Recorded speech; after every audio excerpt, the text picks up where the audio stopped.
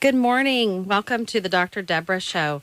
This is the show where we talk about bringing peace and calm into your life.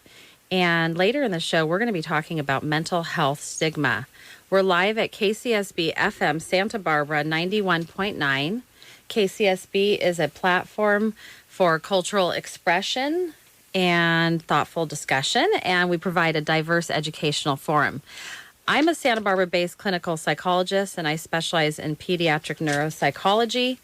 And I've seen thousands of people, and my experiences are vast, and I want to share them with you.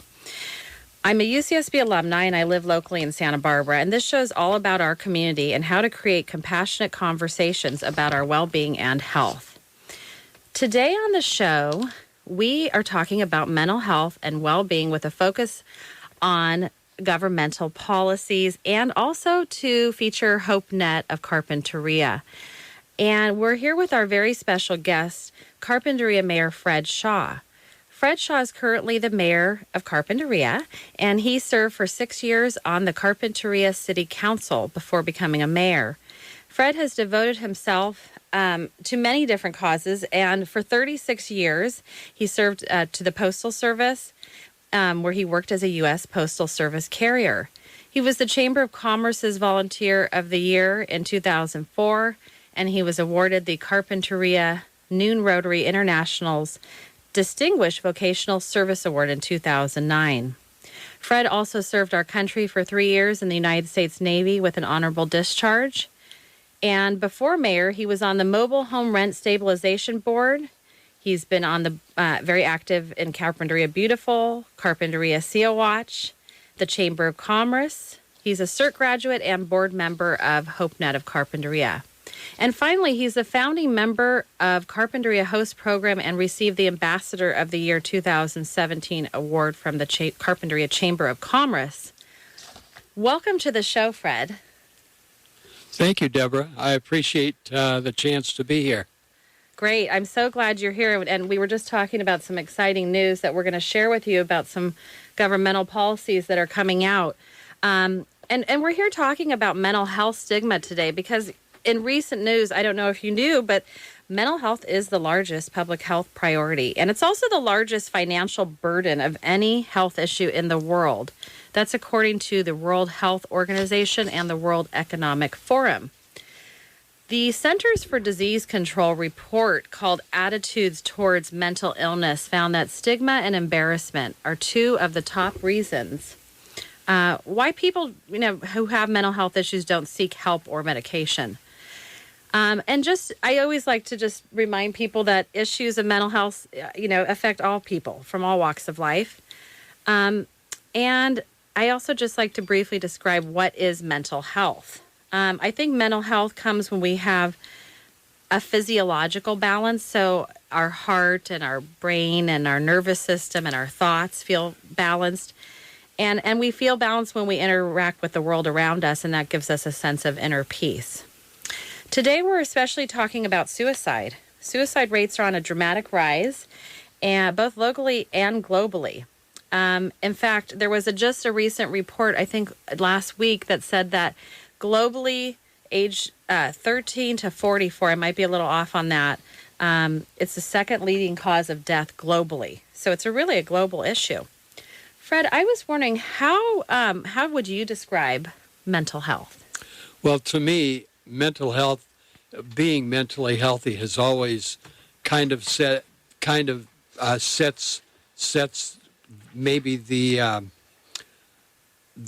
platform for dealing with the world at large. Everybody has stresses in their life constantly, be they emotional stresses, physical stresses, and the ability to deal with those successfully, that to me is what mental health is all about. The ability to, when a situation comes up, handle it without, totally freaking out or just losing control. The ability to just deal with the world around you successfully. To interface. That's such a great, I love that definition. And there's a great book called Falling to Pieces Without Falling Apart. And even if you don't read the book, I just like the title because it's kind of what Fred's saying, which is how do we kind of, navigate the world and keep ourselves sort of composed and together and ride these waves of, difficulties that we have in our life. So thank you for sharing that. Mental health and suicide, actually, suicide dates back to at least 79 AD Roman times.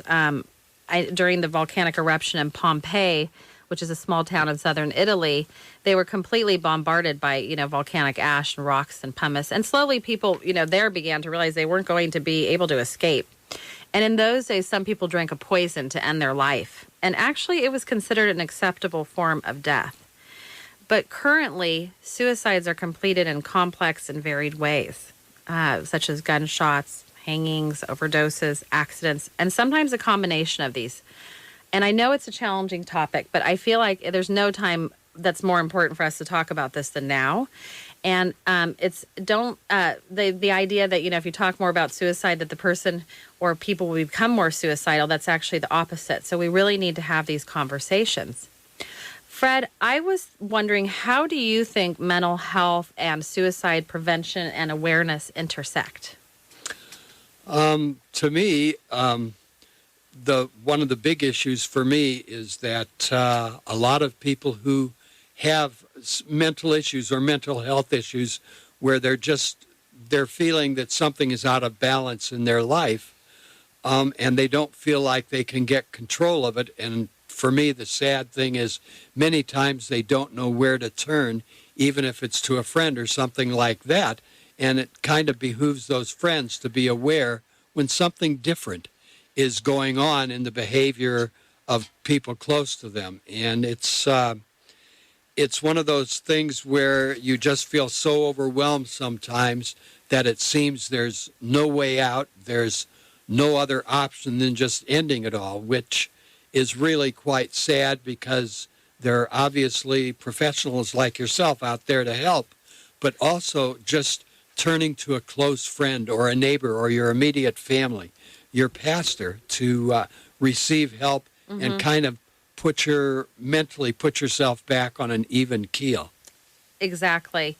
Yeah, so you're saying that the mental health and also how do we prevent suicide is by reaching out and connecting with each other. I always try to encourage people to do that too because, most of the time we're all kind of thinking very similar thoughts. So you're not alone.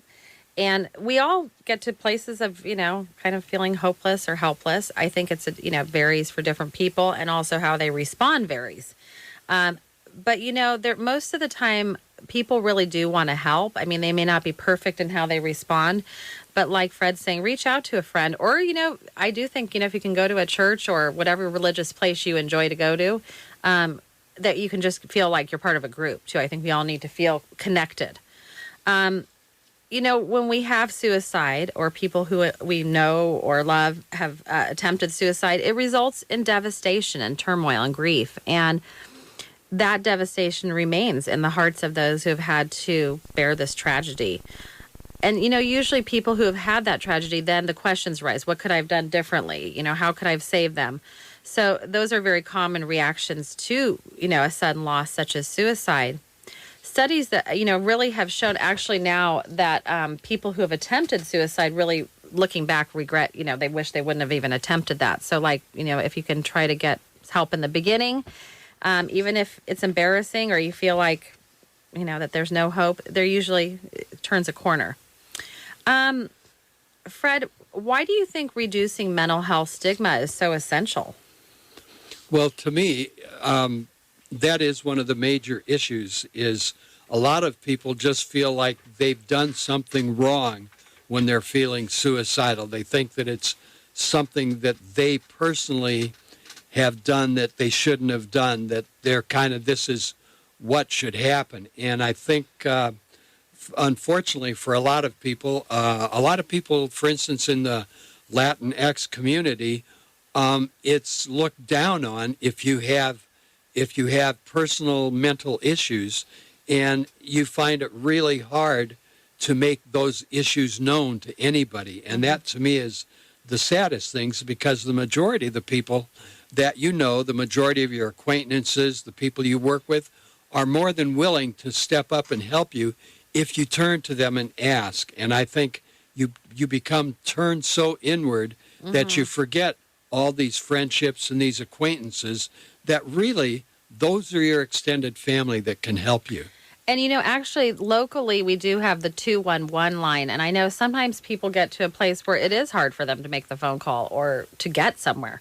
They kind of shirk away or shrink, and start really ruminating and thinking about all that. So, there's also the National Suicide Hotline. There's some great resources, over the phone or on the internet to also just kind of move your mind and your thoughts into a different place. But, a stigma is really a mark of shame, and it's one of the greatest obstacles for an individual to overcome. But through prevention and scientifically proven treatment methods, I think we could radically reduce the suffering and also the global financial burden we're spending. And really, these labels stem from misinformation, isolation, and negative attitudes, like from a lack of understanding about a behavior, and then an appearance of communication then gets labeled as not normal. Also, I just like to clarify the idea of normal. Normal is more related to a mathematical, statistical bell curve. I think what we all want is to be healthy, right? We want to have physical health, spiritual health, financial health, psychological health.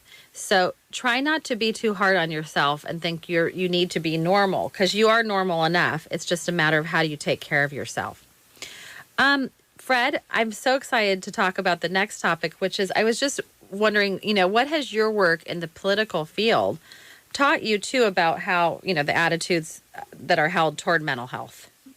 Well, to me, it's been actually an interesting learning curve, because I was probably far less engaged in the idea of mental health before I got involved politically on city council and also involved with HopeNet. But basically, to me, it became more of an issue when you just start looking at the statistics.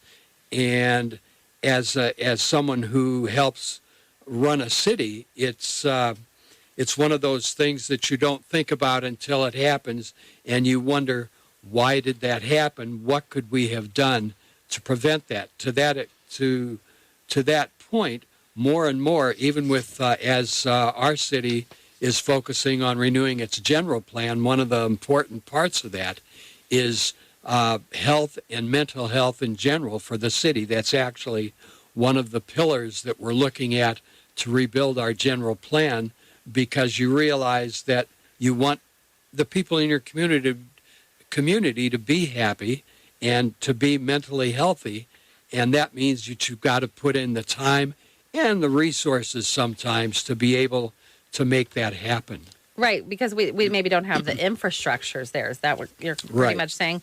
So you're building an infrastructure, like, for example, in Carpinteria, which could be potentially like a model city for other cities, is the hope, right, to kind of help show and illustrate how that can work. That's the idea, because as it becomes part of our general plan that we're working on, a big part of it is going to be making sure that our citizenry, our people who live there, are happy, healthy, and mentally healthy.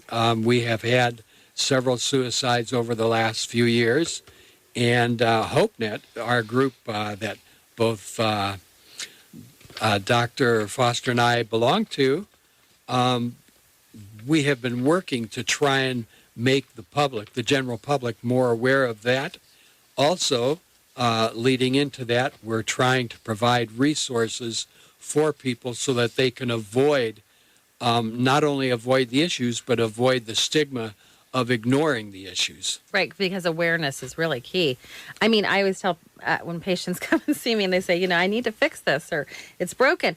Really the key to quote unquote fixing anything, because I can't fix everything, is to be aware. And then how do you meet that awareness? And Fred was talking briefly about HopeNet of Carpinteria. Just so you know what HopeNet of Carpinteria is, it's a group of concerned citizens who provide education and resources to prevent suicide. And our mission is to improve the mental wellness of the residents of Carpinteria, as well as others in our community and globally, and to lessen the number of attempted and completed suicides in our community through information, support, training, and advocacy. So we are hoping to really create a stronger safety net. And that's why I'm on the air talking to people in our community to hopefully get these compassionate conversations more, alive. I do want to just talk just for a moment about some recent statistics on suicide in our county. I did get actually all of that data for 2017 and 2018 in Santa Barbara County. And I just want to honor those because, we've lost many people in our community.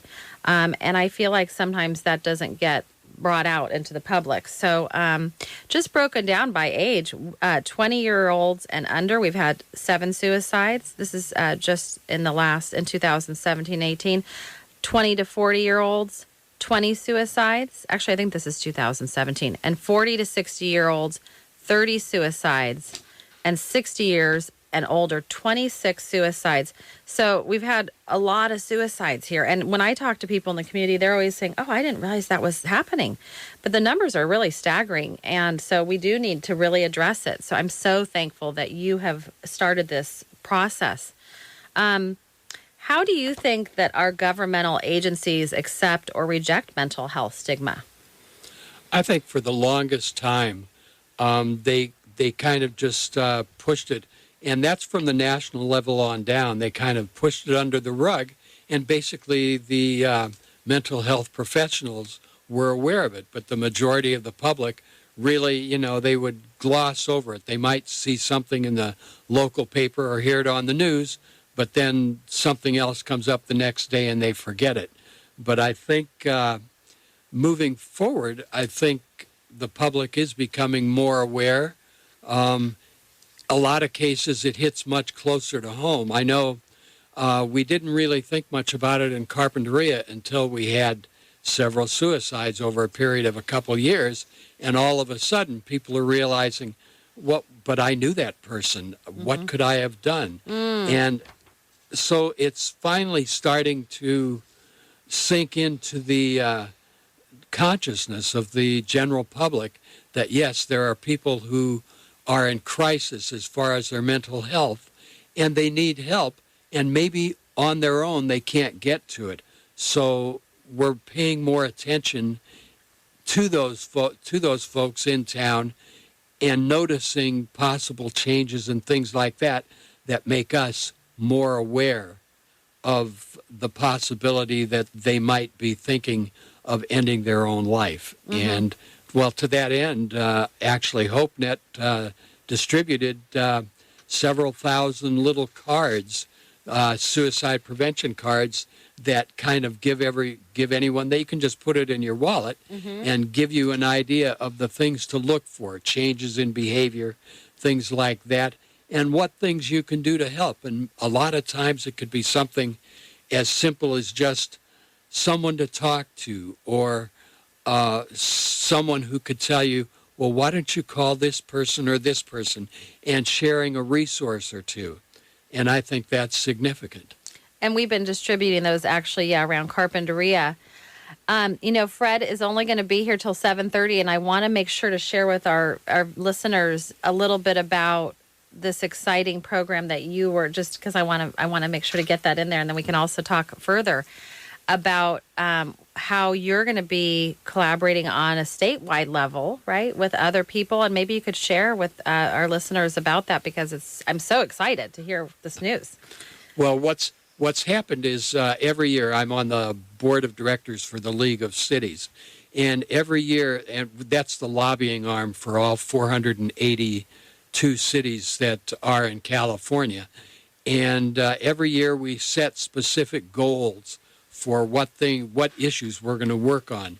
This particular year, you're moving forwards, the number one issue that we set was housing, and part of that being homelessness, and part of that, of course, being the mental health of people who are homeless, because this is a huge issue. We see people on the street, and a great many of them that are on the street, living on the street, living without a roof over their head. A great many of them do have mental health issues, and not many of them, but occasionally one of them will just decide it's too much and will attempt to, or actually successfully end their own life. I don't know that you would say it's a success, but they end up ending their own life. And to this extent, as a statewide agency, we are moving forwards to try and get the state governments to allocate funds to work to help relieve some of these stressors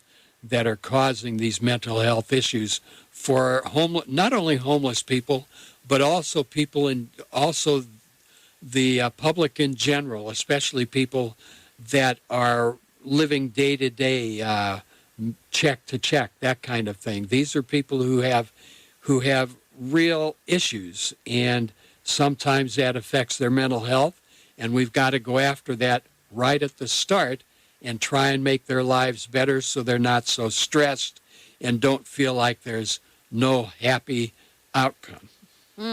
Yeah. So we have this, what Fred's saying is that we're going to have, actually we're having this statewide group that he's a part of. And so as Fred is kind of phasing out of being the mayor, he's still going to be very involved on a statewide level. And he will be working toward helping with homelessness and also just with mental health. But like Fred's saying, I mean, it really intersects all areas of life and people. I think that what's wonderful about that is just that you're stimulating a conversation too. Just bringing that more conscious, like in psychology, really the key is like to bring something unconscious and make it conscious. So I love that you're making that more conscious for us. And also, I mean, just on a local level, we are working to try to get more of our leaders in our community to collaborate in that same kind of way so that we can, work together as a team, because we're all here together to support and learn and grow together. Have you heard of any, I hear that you're telling me about this, it's not a campaign necessarily, an organization, but I was wondering I like to just know about new and exciting campaigns that might be going on in the political or governmental arena that are working toward specifically reducing mental health stigma.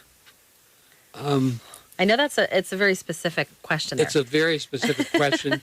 And I have to say, the only thing, personal knowledge, I'd say my personal knowledge is pretty limited, but I do know that there some of our newer leaders in California, I know that some of the part of their planks, if you will, that they ran on was dealing with some of the issues that are affecting our less fortunate people that create mental health issues that then unfortunately lead either to suicide or anything, like it could lead to spousal abuse, it could lead to child abuse, all kinds of different ramifications of these people not getting the help that they need early on. And I know a lot of our current new group of leaders that have joined the legislature and joined the discussion here in the state are working to see what they can do to address that. Which is awesome. I'm so glad there's that movement toward that.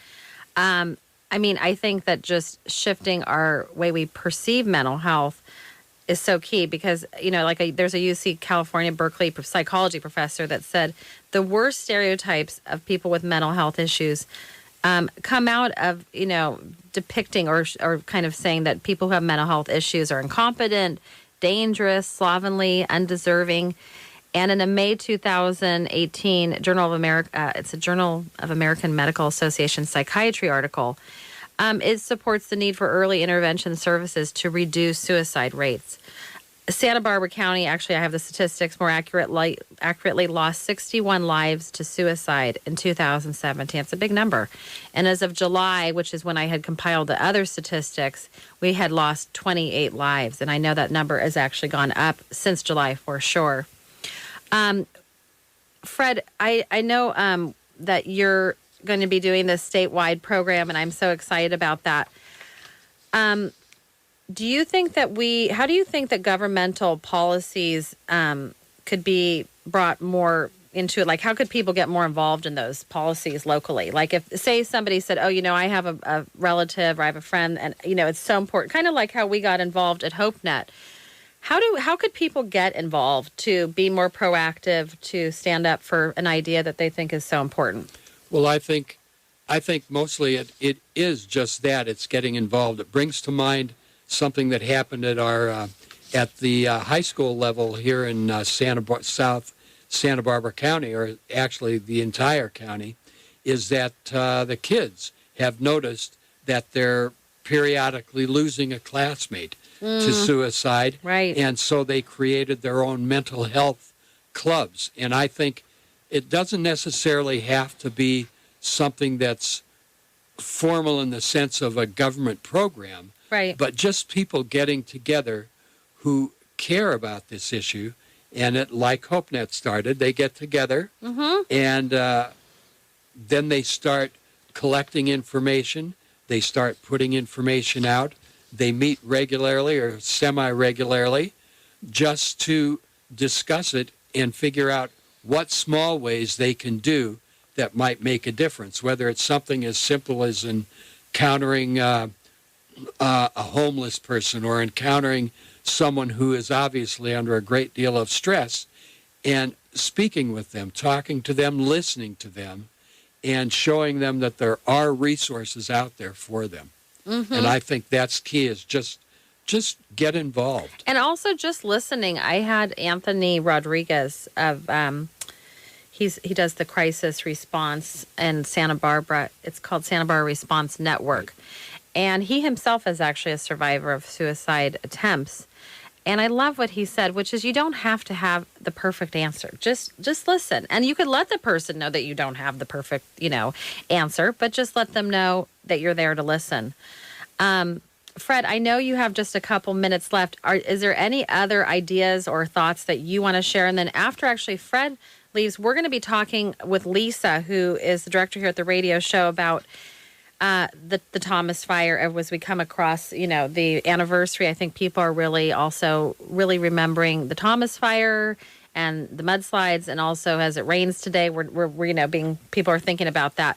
Is there any other kind of final words of wisdom that you have for our listeners? If there was one word of wisdom as such for me, or one suggestion, it would be listen to your friends. If you find that one of your friends, one of your acquaintances is going through a tough time, or if you notice changes in their behavior, that kind of thing, talk to them. Don't feel like you're invading their space or their privacy.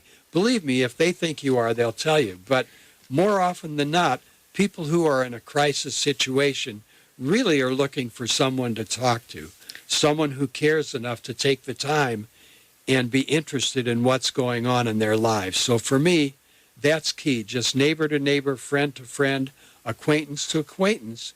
Just listen and be involved and be there for them.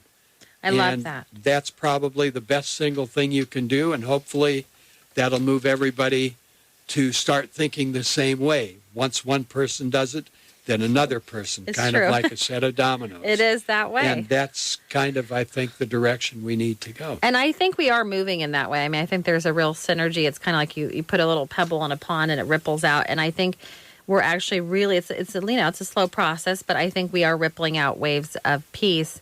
I do like to just talk a little bit about news, and so I'm just going to share really briefly, and then we're going to take a quick break, that deputies in Santa Maria recently prevented what they call a suicide by cop. There was a man who had some suicidal intentions, and he really wanted to die at the hands of law enforcement officers, so he was going to have a gun pointed at them, and then he was going to have them shoot him. And what was great was after the deputies made contact, he did become very agitated, but he was calmed down by this hostage negotiation team. So, I mean, I think that by collaborating with like this, our local government and our friends and our community, and like Fred said, just, to enjoy our neighbors as just people. We don't have to be experts in psychology or anything to help another person. For like this example, the sheriff went out and they were able to help this person through just some cautious approach and also in a calm, safe resolution. So I think, we all want to feel safe and we all want to feel healthy. So I think we can move toward that by having more discussions too. And don't feel like you have to say the perfect thing. So we're going to take a break. Fred, All thank righty, you Deborah, so much. thank you for having me this morning, and have a great day. And remember, just listen. Thank you so much, Fred. We'll look forward to having you. Hopefully, maybe you'll come on or someone else from HopeNet.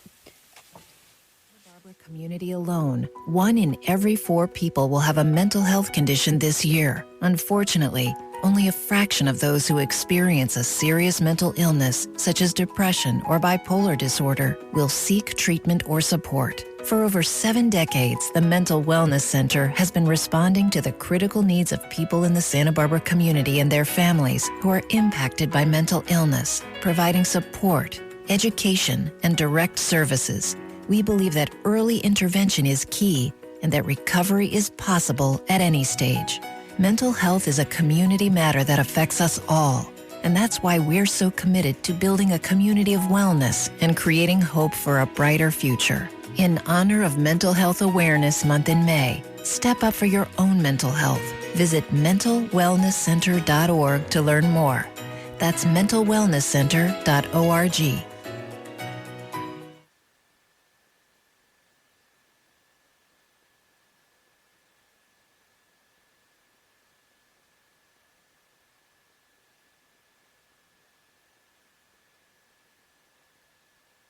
Hi, and welcome back to the Dr. Deborah Show. So we've been talking about mental health stigma and also how to reduce mental health stigma.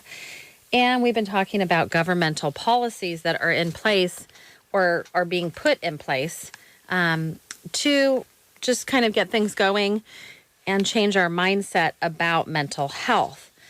So I was going to kind of rewind just for a minute because we were talking with Fred about mental health, governmental policies, and suicide.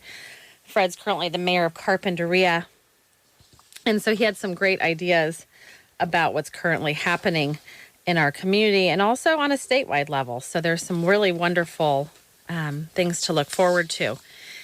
I think that, just to rewind back to mental health stigma, what is mental health stigma?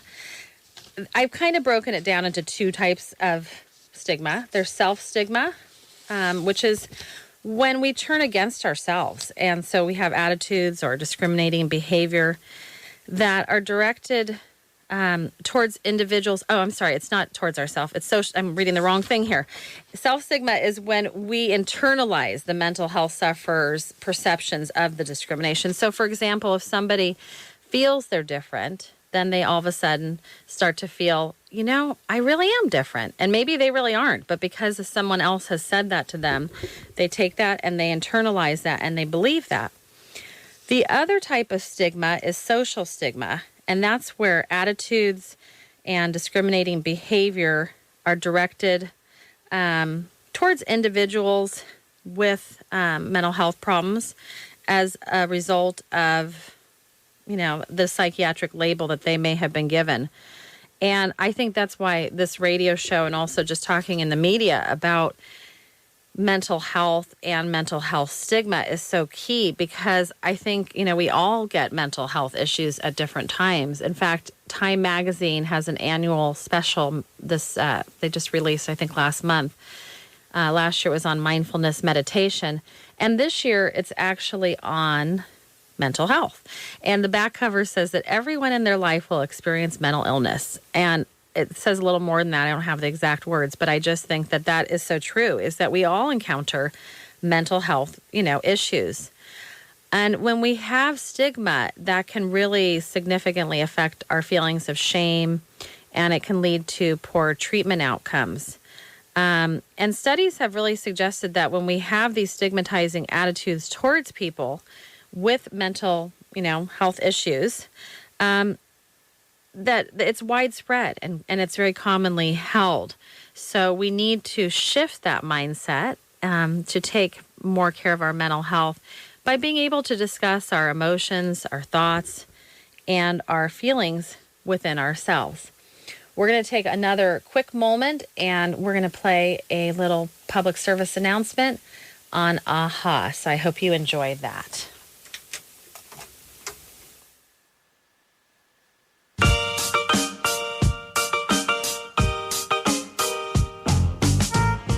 Learning to love others is a much quicker way to happiness than longing to be loved. At AHA, we teach youth how to have empathy for others, how to reach out to help others who are having a hard time, and how to cultivate a climate of kindness. Contact AHA at www.ahasb.org to learn more. That's ahasb.org.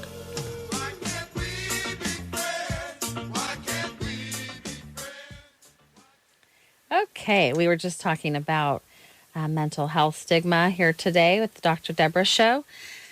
And we are live at KCSB, Santa Barbara, 91.9.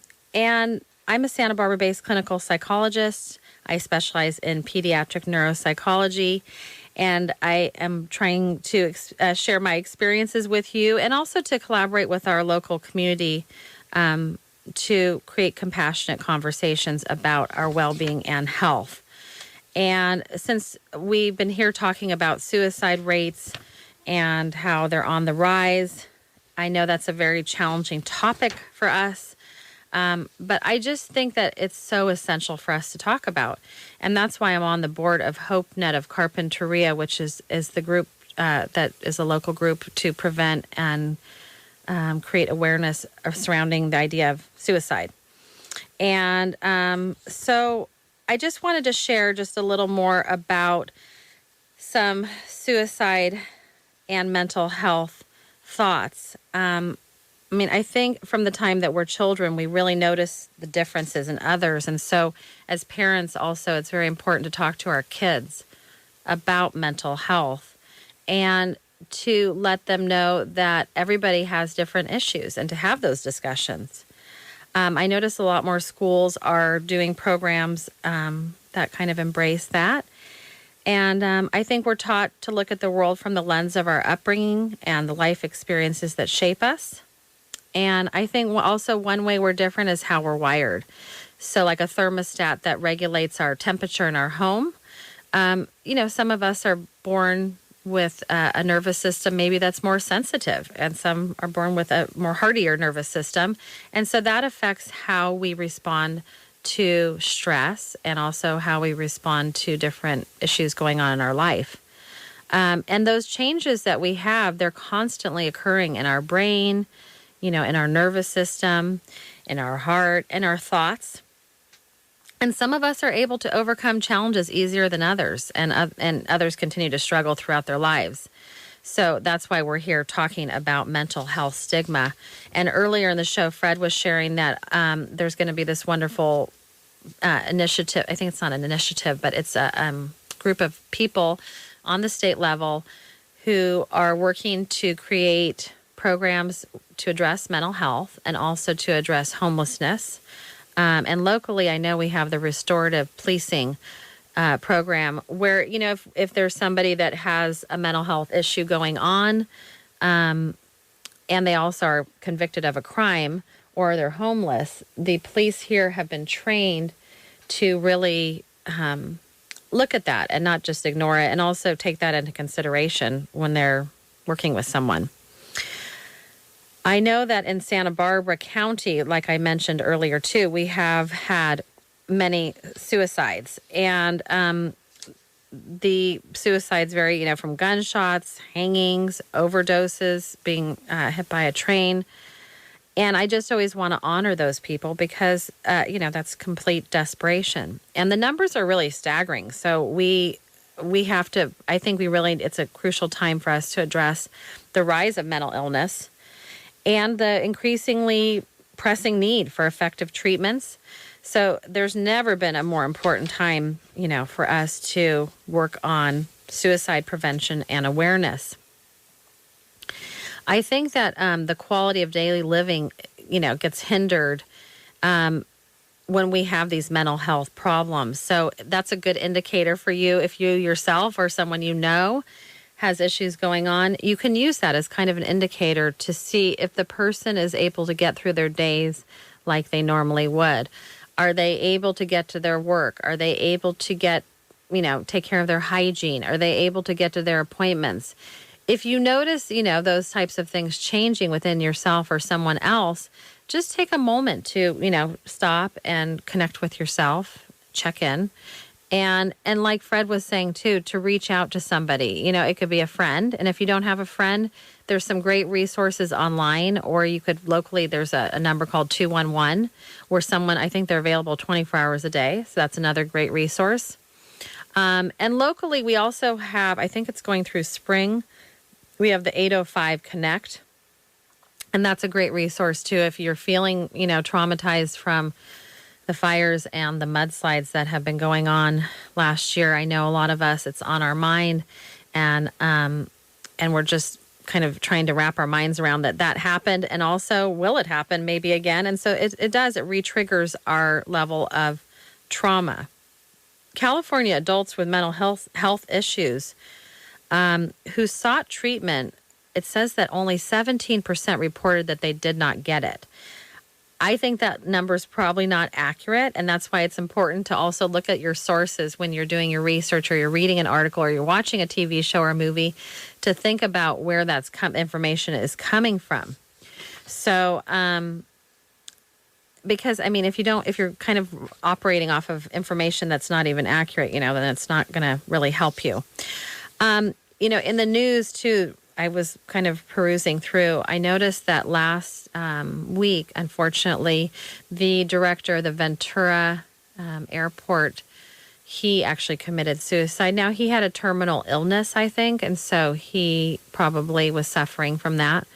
And so suicide takes many forms, right? If someone has a medical condition that's impacting them, that's why I think in medicine we really do need to look at mental health, because, going through a surgery or going through a car crash or having any kind of trauma that way and having to have medical treatment does really impact us.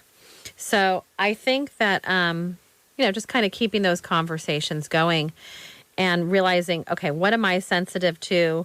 How does this impact me? What do I need to work on? I think we're going to take another quick, just momentary break here. And then Lisa Osborne, our wonderful news director here, she's going to jump on with me. And we're just going to talk for a couple minutes about the anniversary of the Thomas Fire and the mudslides. So we'll be back on momentarily. And I'm just going to play a mental wellness public service announcement. So I hope you enjoy that. In the Santa Barbara community alone, 1 in every 4 people will have a mental health condition this year. Unfortunately, only a fraction of those who experience a serious mental illness, such as depression or bipolar disorder, will seek treatment or support. For over 7 decades, the Mental Wellness Center has been responding to the critical needs of people in the Santa Barbara community and their families who are impacted by mental illness, providing support, education, and direct services. We believe that early intervention is key and that recovery is possible at any stage. Mental health is a community matter that affects us all, and that's why we're so committed to building a community of wellness and creating hope for a brighter future. In honor of Mental Health Awareness Month in May, step up for your own mental health. Visit mentalwellnesscenter.org to learn more. That's mentalwellnesscenter.org. And welcome to the Dr. Deborah Show. We're live here at KCSB FM 91.9 in Santa Barbara. And we're live here with Lisa Osborne, the radio director at UCSB, who is amazing and awesome and who has a vast experience herself working in the radio industry. Welcome to the show, Lisa. Hi, Deborah. It's great to be in here with you, not listening to you on the radio. I know. I'm so excited. And Lisa always has such great, ideas about she's very current and up to date. And so we were talking a little bit about, what's going on in the news, because I know you're up to date with that. Did you want to share kind of what, I know you had some thoughts about? Yeah, just being the 1-year anniversary of the Thomas Fire. It started on the evening of December 4th, which was this week. And we're getting into the holiday season. We recently had the Woolsey and the Hill Fire in Ventura in Los Angeles, and it could be triggering emotions for people because that first night in Ventura when the Thomas Fire broke out, it moved so quickly that people in part of Ventura didn't have a lot of time to get out of their homes, and then by the end of that evening, their homes were gone. I mean, they literally had like 10 minutes. I mean, I know I have patients and stuff that have lost their houses. I think what happened is that some of them didn't even get a notice because the cell towers were down. And it takes a while for those alerts to go out too. If you're sending alerts to so many people, I guess they go in batches. I think that it was 25 every like minute or second. It was like 25 miles. It was burning so fast. Yeah, it was. And we're coming into this time of the year, and this time of year on a normal year when we haven't had fires and we haven't had disasters can be rough for people. You're going back to see your family. You may sometimes, I don't know about you, but sometimes you go home to see your family and you might not see them all year and you realize how far you've come from your family. Right. You know, and there's a lot of different personalities to put together, and there are resources for you if you're feeling a little anxious or whatever your feelings are as we head into the anniversary of the fire. We're past the anniversary of the fire, but then coming up in January, we're going to have the first year anniversary of the debris flow, and we have rain today. And I know that your guest last week, Rajale, when you had her on, the mindfulness expert, she spoke about hearing that rain falling early in the morning about the time when the debris flows happen. So that can be triggering for our triggering. listeners. I mean, and actually, I was with Emmanuel, who I had on the show, the very first show, and he actually lived in Montecito, and we were talking about where his house was because he was saying and I saw his house was gone that he used to live in. But also the house, 5 or 6 houses, I think it was 5 houses behind him. And he said 6 people were lost there. So it makes you also start to question, okay, wow, if I had been at a different place in a different time, that could have really changed my outcome. And also just thinking about the people we've lost in our community. I think, it's a very sensitive still issue as we're still putting our community back together, really, from these disasters and then having other disasters. It puts people into kind of a scary feeling. So there is support there, as we hear on your show. So it's nice to know that if you're feeling a little down or feeling something that just, doesn't feel quite right, a little off, to reach out for help because there are resources there. You give out a phone number at the end of your show. I do. And, I also just want to back up also what Lisa's saying is, I think the holiday season is such a challenging time. There's so many expectations upon us that are really not necessarily realistic. And what I would encourage people to do is kind of front load it and try to get help, like even in the fall, gearing up to the holidays, because I notice sometimes people come in after the holidays, and they feel like, okay, I have all this stuff that now I have to deal with. So if you can kind of use preventative medicine and try to, reach out, even like Fred was saying, talk to a friend about what's going on. It doesn't have to be a professional, but there are resources too. Like there's the 211 line, there's the Santa Barbara Access Line, there's the National Suicide Prevention Hotline, and there's some great just resources like Sliding Scale. You can go to Sliding Scale Counseling in town or go to a group. So it's really important. The main thing is to just reach out, even though it might be scary, there are people who really do care about you, and each other. So, and what about if you're going to your family or you're going to an event where some emotions could come up, or just to have a friend's phone number handy and just even let them know ahead of time, hey, I might be reaching out to you. Yeah. And then, great idea. And even just having that number in your pocket or that backup plan, it could help you just to feel more calm and centered while you're in that you have event. a plan. I love that. And, also another place, if you feel like you're getting overwhelmed, of course, it's hard to notice when you're in the situation, oh my gosh, I'm really getting overwhelmed. And to say, okay, I need to take a break. But, you could always step outside, take some breaths of fresh air. You can go in the bathroom, and lock the door. Nobody usually follows you in there. And I encourage my patients and people just to wash their hands, smell the soap, and just take a minute to take a couple breaths. And actually, they just came out with some studies saying how we really release some really good chemicals by doing that, by washing our hands. Wow. And also smelling our hands, because, it changes our senses, and it shifts our mindset. It's kind of like, if you have aromatherapy or something, That's that so changes your interesting. mindset. Yeah. So I think just the main thing is to reach out. So what are some of the programs that you have coming up during the week? You're going to be here. You're going to have some shows throughout the holidays. You're here every Thursday morning at 7:00, providing support. I know that I think you were going to talk to the Hope 805 Hope. That's the community response counselors who are here with us, I think, through April. Yes. So if anyone's feeling any trauma, those counselors are available. We're actually going to be also having next week Marty Glenn, and I want to make sure I give you the right information. She'll be coming on. She's a local woman who is just amazing. She was very involved. I think she was the founder, actually, of the Santa Barbara Graduate Institute. And following that week, we're actually going to have a guest. It'll be my first time doing. I'm going to have to figure out if I do it pre-recorded or if I do it live. But I'm going to have Supriya Varney, and she's an author. She's from India, and she actually wrote a book. She interviewed all the women Nobel Peace Prize winners, and she's amazing, and she just has so much to offer in that regard. Marty, who will be coming on next week, she is the co-founder of the Star Foundation, and she offers currently intensive retreats for like healing early trauma. And then she's also the founding president of the Santa Barbara Graduate Institutes, which was a fabulous institute that had degrees in prenatal, perinatal, somatic, and clinical psychology. And she's really a pioneering psychotherapist, so I'm excited to have her on as well. And then we have just some other people coming down the pipeline. I'm hoping to have maybe AHA come in, and some other maybe political leaders.